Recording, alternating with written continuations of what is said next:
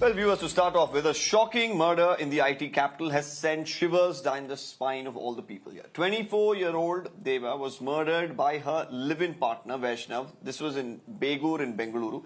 Now, Vaishnav has bludgeoned his lover to death by smashing her head with a pressure cooker. And he's done this not once, but thrice. The reason behind the horrific murder, you ask? Well, he suspected his lover of having an affair. The couple had been living together in Bengaluru for the last 2 years and knew each other from college and even worked at a sales and marketing firm at Bengaluru's Koramangala. Now, neighbors have told the police that they used to quarrel very often. But the police said that none of them had ever come to the police station, filed a complaint against each other in the past. The police have also here found out that the couple's parents knew that they were living together and were aware of their altercations over Vaishnav's suspicions. Now, the accused Vaishnav has been arrested by the police. The police, of course, are probing this matter further as well. But however, this shocking murder has raised several concerns over the safety of women, especially in today's modern relationships, and even the mental state of such twisted lovers. So there was an incident that happened on Saturday where a man allegedly smashed his partner to death. What was the main reason behind this incident, sir? On the 26th, 8th, between 4:30 to 5:30, one incident takes place in new micro layout of Begur police station limits. The case involves one live-in partner smashing his partner's head with a pressure cooker. And the incident happens between 4:30 to 5:31. And second thing is that they've been living partners for almost a year and a half. And they've been known to each other for quite some time. Even their families are aware about their relationship status, and they stay together officially. One. And second thing is that in between there have been some issues where he is suspecting of her. He was suspecting of her having somebody else in her life. And based on that, they were having a lot of fights and arguments on the same. And that particular day on the Saturday evening, again there have been arguments on the same, and that is when he got angry, and he has that, the argument led into, that the pressure cooker which was there in the kitchen room, he picks up that pressure cooker, and with the base of the pressure cooker he smashes her head, and she has passed away due to that. So then also the accused was being arrested on Sunday and he's been taken into judicial custody. For how many days he's been in judicial custody, sir? See, that is an investigation matter. That is under investigation right now, so I would not like to comment on that. So based on what IPC section the case has been registered? This case has been registered under 302 IPC. It's always a pressure because many of time they don't tell at home or wherever. So in that time you should always have a friend circle wherein people know about yourself and about the situation they are in. And is it good? It's a good practice if also parents are also aware of their situation, and sometimes that lowers down the pressure. If people are accepting, society is accepting, so that eventually lowers down the pressure. So as a society, we should we should understand the couple. Why are they in living relationship or whatever, since they haven't made up their mind. And so this will reduce down that mental stress and burden. And because in any relationship or in any such situation, it's very difficult to grasp I would require a counseling or something. It's very unclear in that way.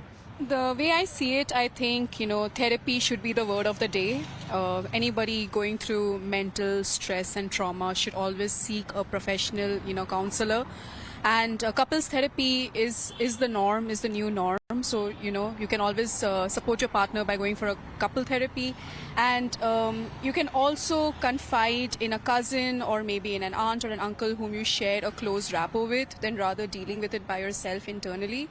So these could be one of those many ways where, a person in a relationship, unable to deal with stress, they can go for, external resources. What do you think about this entire case? What do you think people should do if they're stranded, say, maybe in a toxic live-in relationship like this? I mean, this is one of psychotic case, someone who has no control of his emotions and temper and whatever. We cannot generalize. However, I think this situation has obviously had a build-up. There has been several situations that we don't know of. But if you see red signals or red flags, the only thing we could do to save ourselves is to get out. There's no point, you're in a live-in relationship, you still have time to save yourself, right? If it was a marriage, it's a different situation. But I'd say get out. If you see red flags, if you think you need to protect yourself, the only way you can do it is get out. What would you have to say to the youth? We see that a lot of, early 20-year-olds today get into live-in relationships, things go wrong. Many a time they aren't even in a live-in, and we see, people as young as 20, 22 being murdered, and this is really shocking. This has become a trend of sorts, not just in Bangalore, but across the country. I have to ask you, what do you think ideally people should do in a situation like this? See, I think first of all, let's not stigmatize a live-in relationship or a relationship for that matter. This can happen in marriage also. So let's not label them a live-in one or a non-live-in one, maybe a marital one or institutional one. We are nowhere here to confirm whether the relationship is an institutional one or a non-institutional one. The major, the barrier here is we live in a very impatient times. People are impatient.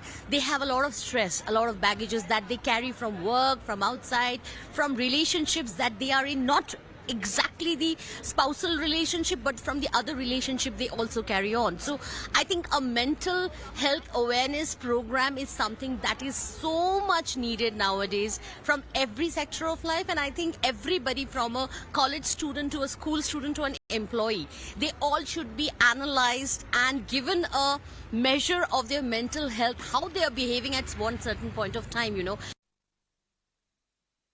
So interesting statements definitely coming in from those bunch of Bengalurus that we heard from, and stressing on the fact that how important mental health is. Now, talking about mental health, Dr. Harish Shetty, a popular psychiatrist, joins us joins us live, in fact. Dr. Shetty, I hope you could hear some of those residents. Some of them, of course, were making valid points about the stressful times that we're living in. But when you look at a case of murder like this, how do you really look at it? Do you think it must have been a pattern of sorts of violence at home, or was it the spur of the moment? Very difficult to say what happened, but one thing is sure. Whether live-in or marriage, prenuptial counseling is a must. Whether live-in or marriage, approval audit, maintenance audit, and a crisis audit are essential. Approval audit means if you want to live in with somebody or marry somebody, see that your safety net, your place wherein you're emotionally nude, people know whom you're marrying, whom you're living with, and even your close members of the family should audit and approve the relationship. Once you get into a relationship, there has to be a maintenance audit. The way we have a maintenance audit for our car. And this maintenance audit also should be carried out by loved ones, your teachers, your professors, and with whom you trust. And that has to be continuous. Then there's a crisis audit, where if there's a crisis, if there's violence, you cannot keep quiet. You cannot just brush it under the carpet. It has to go to the legal agencies. It has to go to a counselor. If there's any difference of opinion, suspicion, doubt, etc., both of them should actually reach a counselor or a psychologist or a psychiatrist. Having said this, I would say time has come where every young man or a woman should screen themselves for psychiatric illnesses, for depression, and for stress, with so many scales available and so many apps available and so many psychologists or psychiatrists available. At the same time, for bystander, hears about it, that her friend is being beaten up by somebody, she should not wait and ask the girl to go to a counselor. She should rock the boat and see to it that the couple goes to a counselor very early before there is damage and mayhem.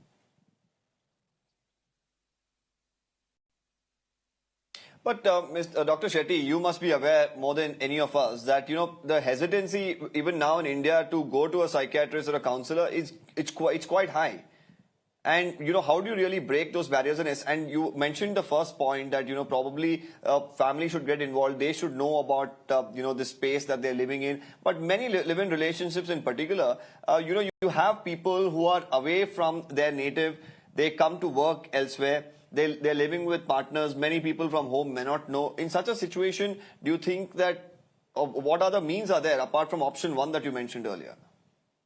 The neighbors are mental health ambassadors or soldiers. Where you work, there has to be a phenomenon of evolution.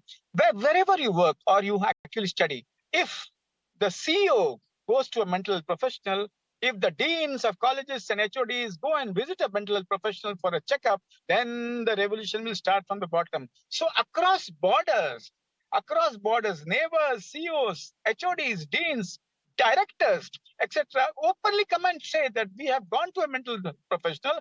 We don't have any shame or stigma. That's a time when people will recognize it and they would go on their own. At the same time, any bystander should be provoked to take action if he hears about any violence in his neighborhood, in his home, or among his friends. He should go and report it to the police immediately, and the police should encourage this couple to go to a mental health professional, to Nimans or any other place in Bangalore which is necessary. So break the silence, kill shame, and seek help.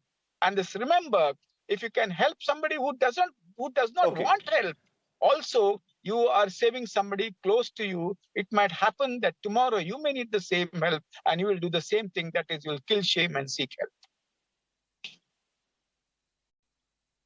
Okay, Dr. Shetty, before I let you go, one quick question, because some of them had pointed out that, watching out for red flags in a relationship which could turn violent is very important. Now, if there was no violence involved, what are the red flags to note that there could be trouble coming your way and you have to get out of it or seek help?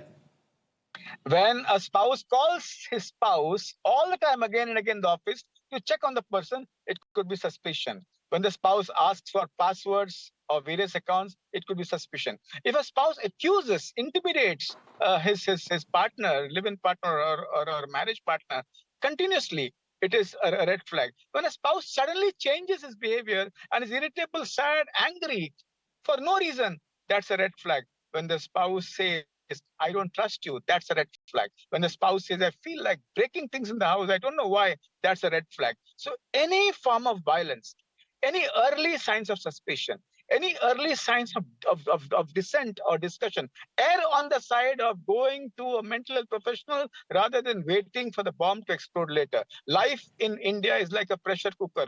Let the mental pressure cooker not explode inside your family. Even if there are small signs, it's important to do a mental health checkup and reflect with a mental health professional or a friend or a close friend or a neighbor or a teacher or a professor or a CEO or your colleague in the HR department. Right, Dr. Harish Shetty, thank you for sharing your insight, and hopefully the viewers who are, of course, watching will get an idea as to when they need to be careful, when it is a red flag, and also, like Dr. Harish Shetty was pointing out, that seeking help is not wrong, whatever the situation be. Learn and make it a habit. Thank you there, Dr. Shetty. We are moving on. Another